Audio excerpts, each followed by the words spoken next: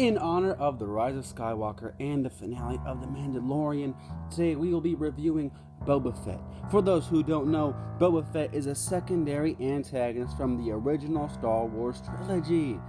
If you're not familiar with Star Wars, fix that. Today we'll be judging Boba Fett of three categories: origins, character, and best scenes.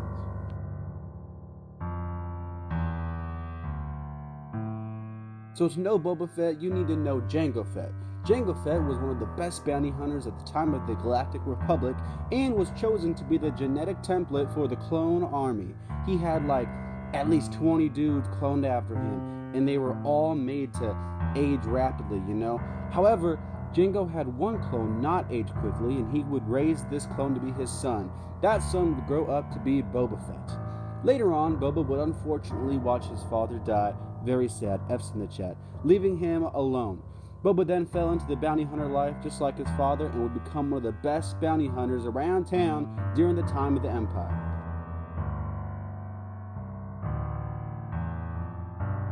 Boba Fett is definitely the quiet type, as in he only has about 4 lines in the entire trilogy. However, that definitely works for him, as he instead acts as the intimidating backup who you do not want to mess with. We hear about his reputation though, and he looks as badass as the stories make him out to be. In Star Wars, there are so many villains, and he definitely feels unique, except when compared to his dad. But even then, you can see some differences between them. His dad is a lot more vocal and is more aggressive, while Boba is kind of just more reserved and he waits until he's needed. It only sucks that we never really get to see him back up the hype, His involvement is so minimal. I wish we saw him do some cool stuff. We always hear about how good he is and how he's disintegrating people, but we never see that. We never see him in combat, and the one time we do, really, he gets killed pretty quick. Not by Luke, not by a Jedi, not by Chewbacca. A blind Han Solo turns around and sends him to his death. What the heck? In storytelling, it's always better to show than to tell. You can tell us how badass he is, but then you have to show us and make us agree with the reputation. Sadly, that isn't the case here. I know he might not be dead, and in Legends he survives, but until it's confirmed, I don't believe it, and regardless of if he is, I haven't really seen anything to back up that reputation.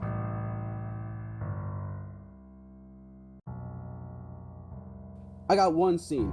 I'm only going with this one scene pretty much because every other scene is just him standing, and granted he does look cool, but standing or walking.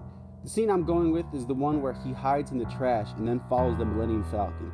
This one scene, is the only scene we get that shows that he's better than all the other bounty hunters. Darth Vader hires a bunch of them to find the ship, but he's the one to do it. He's the one smart enough to find the ship.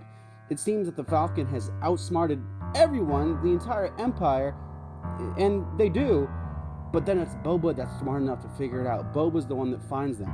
That's what I'm talking about. Give me scenes like this, but where he's fighting. Show me how good he is.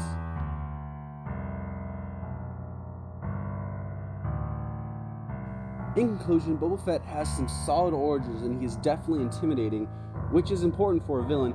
It makes sense why he does what he does, and the fact that he saw his father get killed makes us kind of sympathize with him, actually. We hear about how great of a bounty hunter he is, but we never really see it in no combat, really. I wish we had more to see, and I wish we could see him be as great as people make him out to be. Boba Fett gets an 8.